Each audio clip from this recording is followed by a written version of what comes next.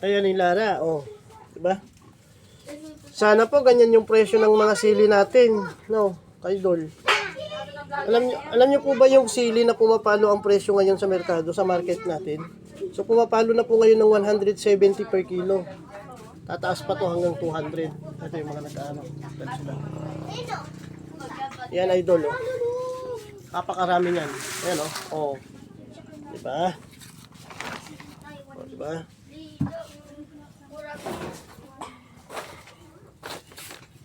Ayan yung sili ni paring JR.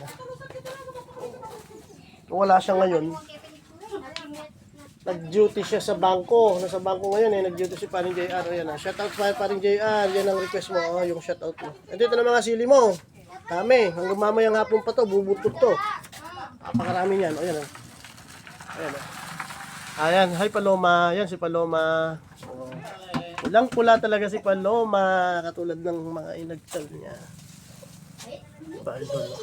Mapapansin ninyo yung Idol kasi noong araw, alam nila minumurahan nila yung yung presyo natin. Pero ngayon tignan mo, pumalo po siya ng 170 per kilo. So ayos na ito sa mga manggagawang mga magsasakang katulad natin, di ba? Ay, napakaganda. Oh, di ba? Mga sili.